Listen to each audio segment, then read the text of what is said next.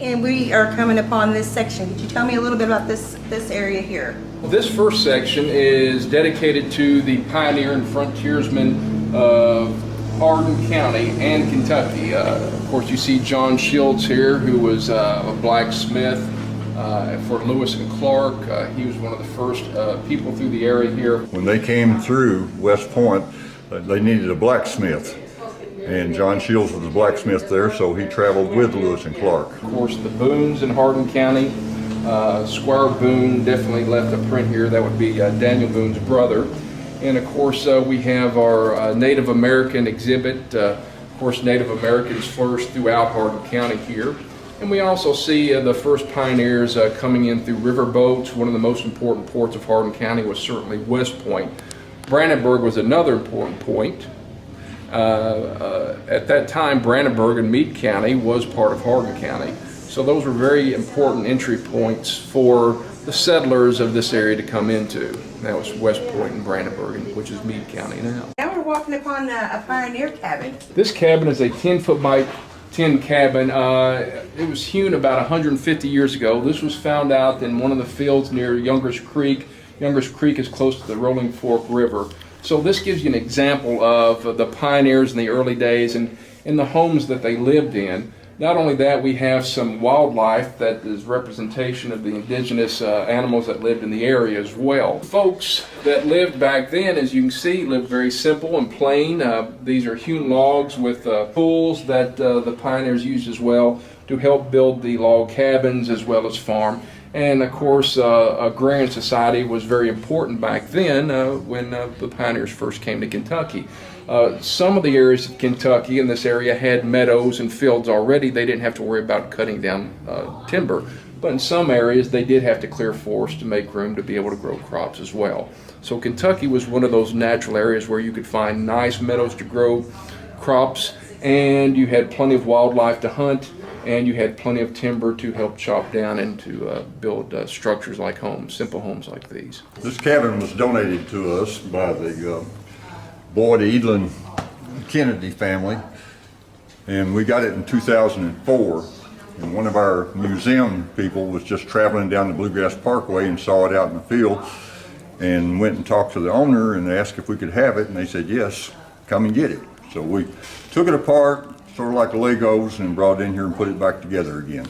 As we're walking along here through the museum, we're seeing how Elizabethtown has evolved. So as you can see here, this plaque shows our early founders and settlers, Colonel Andrew Hines, Captain Thomas Helm, and Samuel Haycraft Sr. They were the first folks to come and establish the boundaries and areas for the Elizabethtown area.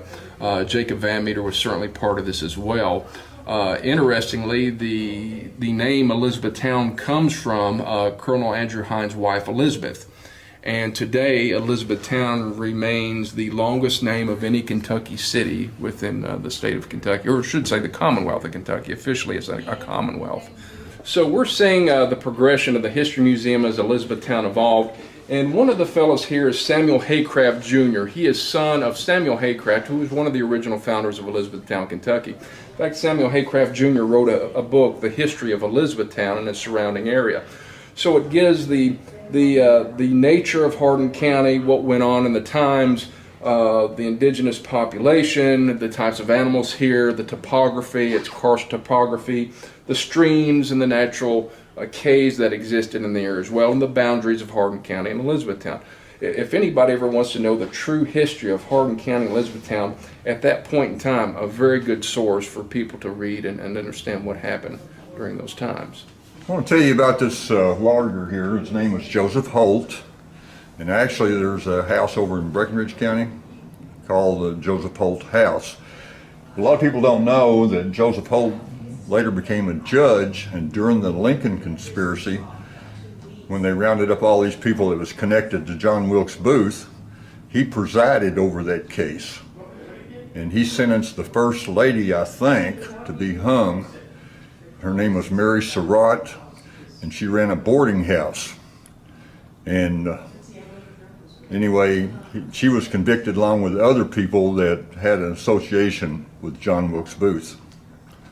But he was a lawyer here in Hardin County. Well, here we have a section of the Helm family, very important to Elizabethtown. John L. Helm was certainly governor here in Kentucky, but his other family members were also the in-laws of Abraham Lincoln. Here you see the story about the Helm family, and certainly the Helm family was part of the Confederacy. They were officers of the CSA, and as you know, as I just told you, Abraham Lincoln was President of the United States. So here you have the President of the United States who was with the Union, and his in-laws were part of the CSA. So certainly that probably made for some very enlightening and lively family conversations around the dinner table. Coming upon like the 1800s, the Victorian era. So here you see a Victorian era dress of that time during Elizabethtown, Hardin County. This is sort of the 1830s on up to the Civil War and past the Civil War time. And so these are the types of dresses the ladies wore and the types of furniture that they owned. And so it gives you an idea or a glimpse back in the past of what was going on in Hardin County at the time.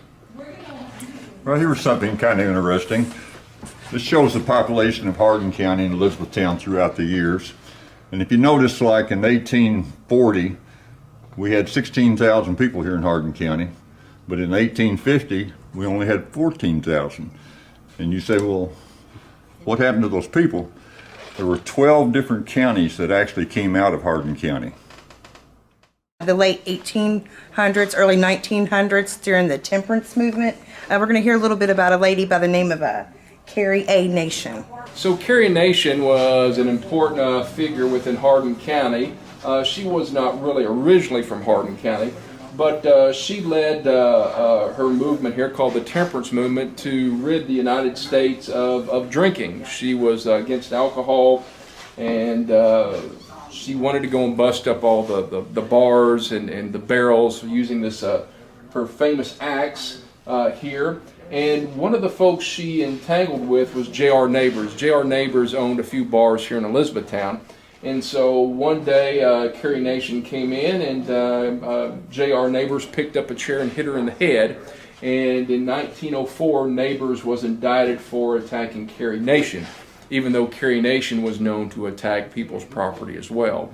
So this was a very important point of history in Hardin County, the early 1900s, and that was the Temperance Movement. Fun fact, after J.R. Neighbors' saloon was attacked by Carrie Nation, a lot of people that had saloons went around and had a special hatchet made that says, "All nations welcome except Carrie."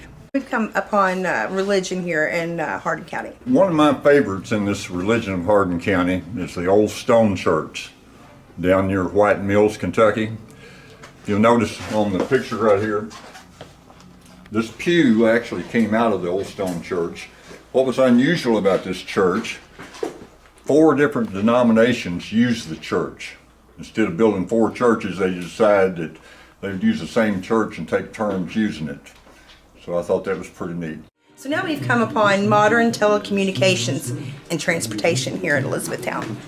Anybody that grew up here in Elizabethtown back in the 1970s is familiar with Ron Boone, our local radio announcer.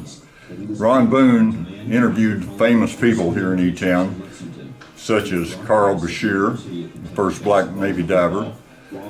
We also have a tape here of Ron Boone during the April 3rd tornado. He was on the air when the tornado came through. We have several different tapes that people can come in and listen to here. So one of the nicknames Elizabethtown has is the Hub City. It's an older nickname, but it was meant to convey that the railways ran north and south, east and west, and the modern interstate system that President Dwight David Eisenhower developed also ran north, south, east, and west through Elizabethtown. So if you look at the map of Elizabethtown, it shows the railways and roads intersecting in Elizabethtown, thus the hub city. So Elizabethtown was very important as far as transportation goes for anything running north, south, east, and west. Also, Elizabethtown and Hardin County was very important pivotal point in the Civil War because many of the supplies and men of troops from the Union or the Confederate States moved through Kentucky and Hardin County north and south or east or west. So here we have a picture of the railway system that existed in Elizabethtown, Hardin County, and this was certainly one of the old signs that hanged over the old railway stations that were here just not too far away at the railroad tracks downtown Elizabeth. So now we're coming upon Fort Knox, and we're getting ready to learn a little bit about what kind of brings some importance to Fort Knox. So here we have a display of Fort Knox. Fort Knox was vital to the country of the United States and its defense. Also, it was vital to protect its wealth and its economy. In Fort Knox, of course, we have the gold vault that stored billions of dollars. Actually, probably still does store billions of dollars in gold, but there's a myth that the gold is no longer there. But it was certainly very important in World War II because not only was the nation's wealth stored at Fort Knox, but also very important documents like the U.S. Constitution, the Declaration of Independence, and we also stored for safekeeping the crown jewels of Great Britain during the World War II time when Germany and the Nazis were a threat to Great Britain. Also, Fort Knox is vital in our economic growth. At one point in time, Fort Knox was called Camp Knox. That was during the World War I period, and eventually it became Fort Knox. Fort Knox used to be home to the Armory Division, there where you had many tanks stored, and people often ask, well, why was the nation's wealth stored at Fort Knox? Well, it's geography. At that point in time, we were central to the United States from the Mississippi River to the coast. So if enemies ever invaded our land, they were not close to that Fort Knox proximity because it was a great distance from the coast to Kentucky at Fort Knox. Not only that, you had the Armor Division there protecting the nation's wealth as well. So you had many soldiers and tanks that could be called upon to protect the nation's wealth or whatever important documents that were being stored there. Fort Knox has also been popular in entertainment. The movie Goldfinger, starring Sean Connery as James Bond, Fort Knox was a central point in that, where Goldfinger was trying to steal or destroy the gold and ruin the United States economic structure at that point in time, according to the movie. We also have the movie Stripes with Bill Murray.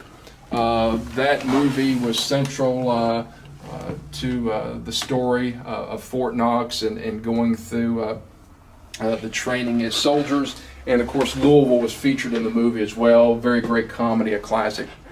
So now we've come to learn on some of the importance on our military here in Hardin County. Well, one of the things we have here in Elizabethtown that was erected not too long ago, in fact, it was dedicated in April 28, 2018, is the Vietnam Memorial Wall. And you're probably thinking, well, is that in Washington, D.C.? Well, yes, it is, but we had a great group of veterans of the Vietnam War, and they decided to get together with the city of Elizabethtown and construct this Vietnam Memorial Wall. It's 80% the size of the original wall in Washington, D.C. And so you can find that out at the Veterans Tribute Park across Ring Road from Freeman Lake.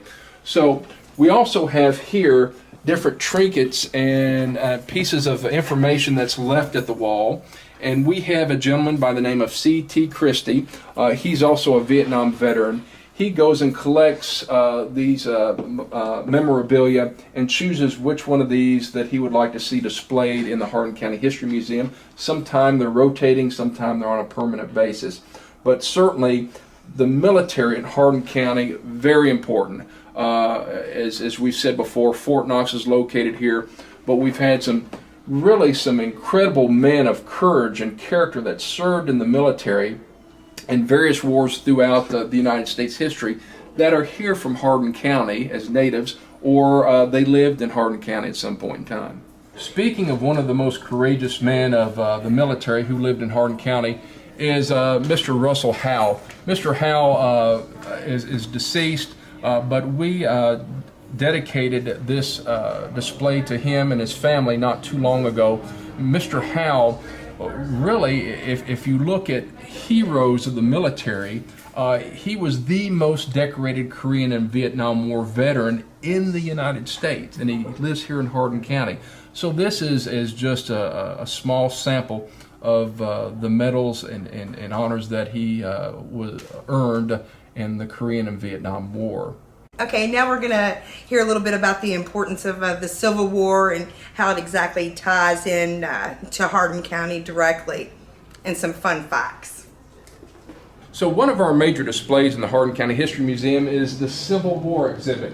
The Civil War was just a horrible time in the United States history where many men died, both fighting for the Union and the Confederacy, and not just white men but black men as well.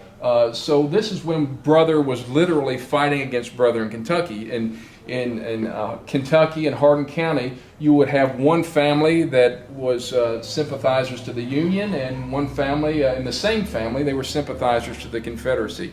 So not only did you have the brothers of the United States fighting against each other, you had literal brothers within the families fighting against each other as well. We had 4 Civil War forts here in Hardin County during the Civil War.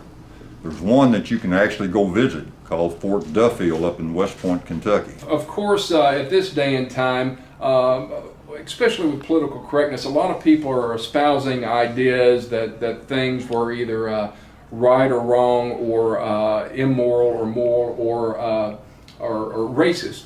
One of the pivotal ideas and symbols is the Confederate flag. This flag you see here, quite often you see associated with the Confederate States of America. In fact, fun fact, this flag was never part of the Confederate States of America. It was actually a battalion or regiment flag for the Northern Virginia Army. So with the Confederate flag, the original Confederate flag was 2 red stripes and 1 white stripe, and this one has 7 stars because the original states that seceded were 7 states. So you see the 7 stars there. This was the actual representation of the 7 seceding states, the Confederate States of America. Eventually that flag evolved into 13 stars, but 2 of the states that were part of the Confederacy really never actually officially became part of the Confederacy. But if you ever see this flag or any flag with 13 stars, this was the actual Confederate States of America flag.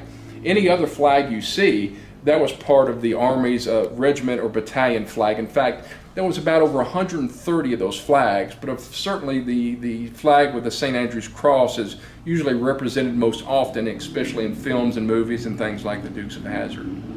One of the people that a lot of people are interested in here in Hardin County was Custer. A lot of people don't know he was here for 2 years. If you'd like to know about Custer, we have several books, several displays here in the museum. Come see us. So now we're coming upon the mid-1900 era, where we're going to hear a little bit about the general store. So here we have a general store in Hardin County History Museum. The contents of the store were donated by Mr. and Miss Gerald Tammy in 2007. This general store, the contents was actually in Lebanon Junction, that's in Bullitt County, but Bullitt County and a portion of it did used to be part of Hardin County as well. We have very skilled carpenters who are on our board of the Hardin County History Museum, and they helped to build the facade of this general store. So in Kentucky and Hardin County during the mid-1900s or a little bit earlier, this would be one of the types of stores you would see within the rural areas of Kentucky. The Haunted Collector on the Travel Channel came and did a story on this.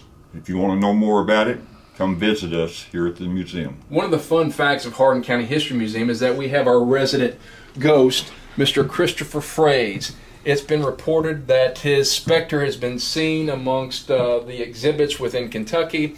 And at one point in time, we've had people come in and claim that even though the checker pieces are where they are right now, when they come back the next day, one of the chess pieces have been moved. I have never encountered Mr. Fraze. I've been here late at nights and long hours and never heard anything go bump in the night. Now we're going to come across and learn a little bit about a very prominent person here in our military that has connections here into Hardin County. One of our prominent native sons and important figures in U.S. military history is Carl Maxey Brashear. He's a native of Sonora, and most of you have seen the movie Men of Honor starring Cuba Gooding Jr. and Robert De Niro. Certainly Carl Brashear's story is unique, is that he was very well known for his service within the U.S. Navy and the obstacles he had to overcome, not only as a wounded veteran, but also as a minority within the U.S. forces back at that point in time. But certainly we have one of the prominent displays of an individual here. The only display dedicated to one individual would be Abraham Lincoln. The next largest would be this individual, Carl Brashear. And we were very fortunate because Carl Brashear's brother has donated, and his son, I should say, has donated many of these items to the Hardin County History Museum. So now we're coming up here, sports and entertainment. Bob Thompson, if you run across one of his paintings somewhere, they're worth thousands of dollars. We have many great celebrities in sports and entertainment from Hardin County. One is Charles B. Middleton. He played Ming the Merciless in the Flash Gordon series. We also have one of the greatest painters and artists in U.S. history coming from Hardin County. That's Robert Louis Bob Thompson as well. Just a great, tremendous artist, brilliant man of his time. One of the movies that were national and Elizabethtown is famous for is the movie Elizabethtown. It was a Cameron Crowe movie, and unfortunately, even though it has the movie name Elizabethtown, most of the movie was shot in Louisville, Danville, and Versailles. It wasn't really a very popular movie. It had a great music soundtrack. And here's a fun fact about this movie. I was actually in this movie as an extra.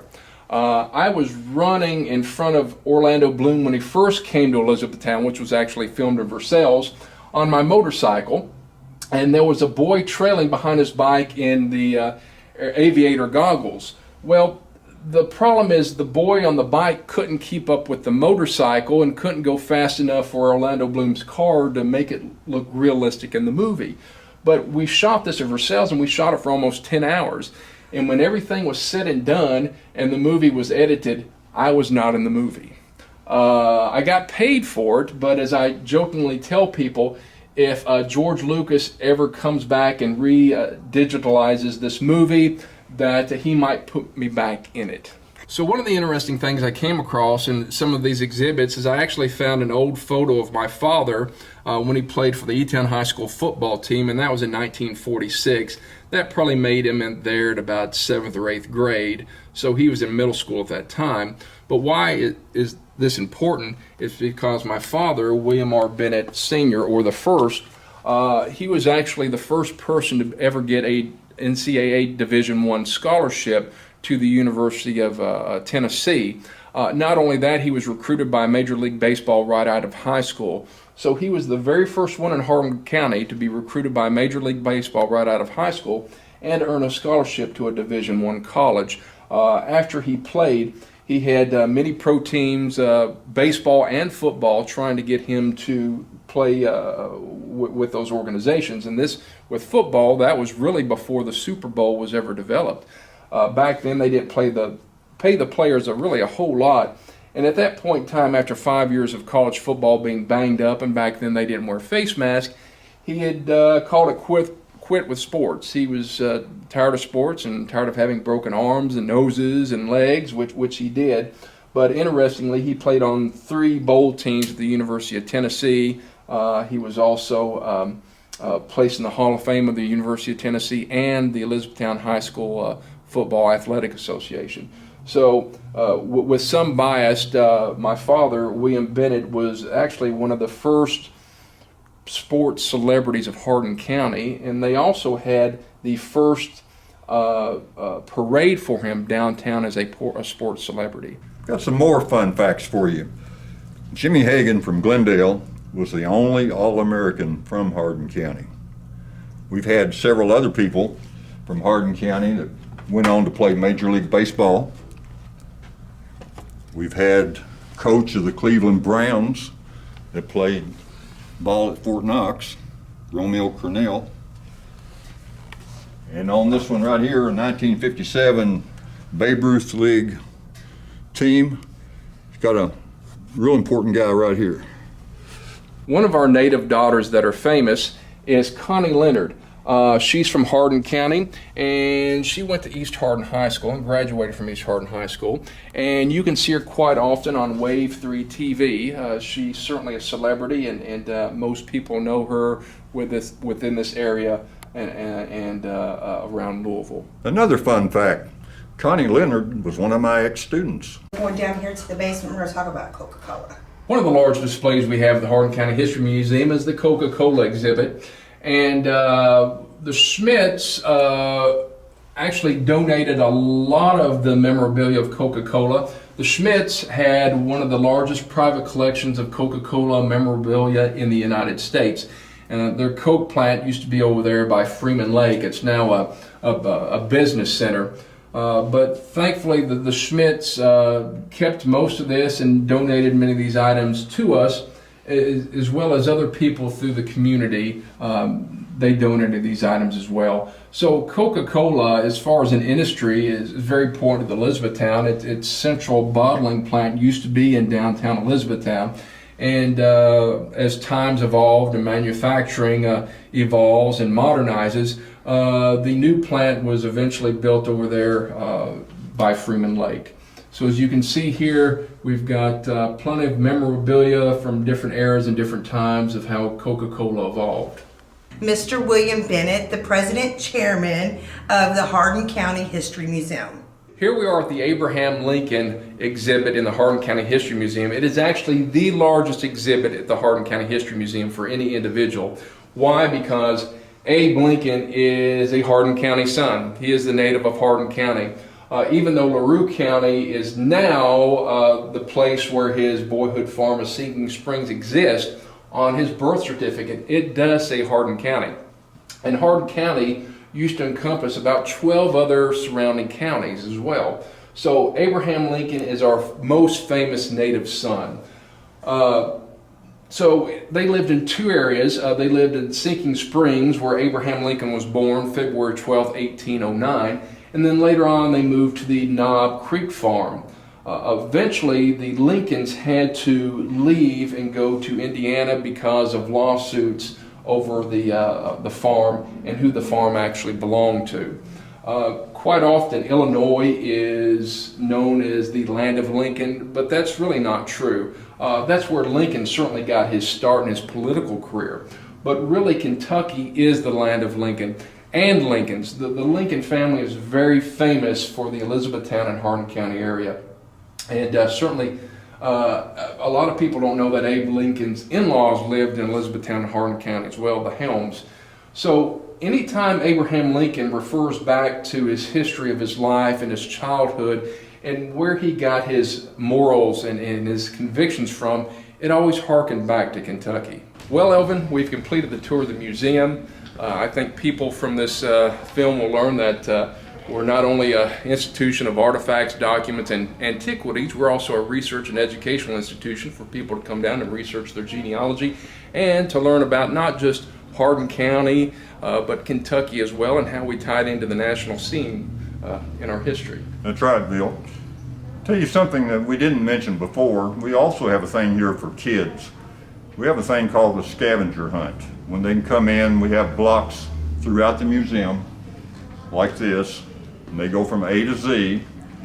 So for instance, A would be arrowheads, and if they fill out the 26 letters of the alphabet, we give them a prize. We'd be remiss if we didn't mention that we also have educational tours, and quite often Elvin Smith hosts the educational tours for many school districts, not only in Hardin County and the Elizabethtown school system, but also other school systems that surround Hardin County as well. So we're also, as I said, a research and educational institution, but we host tours as well. We are free. There is no admissions charge. We want everybody to come in and learn the rich history of Hardin County and Kentucky as well. And we want everybody to come in. If you can't afford it, don't worry about it. It's free. We do accept donations. We have a donation box when you come in, or you can certainly send a check and donate that to the Hardin County History Museum. We're located at 201 West Dixie Avenue, Elizabethtown, Kentucky, 42701. We're located right across from the Elizabethtown City Hall and right next to the Historic State Theater. Something I might want to add, we're open Tuesdays through Saturdays from 10 o'clock until 2 o'clock, but we're also available like for church groups, Boy Scouts, club groups, like night tours or Sunday tours. If you'll get a hold of us, we'll work out something where we'll do a special thing on hours we're usually not open. Thank you, Evelyn. So you all folks come on down to Hardin County History Museum, learn a lot, get your intellect on.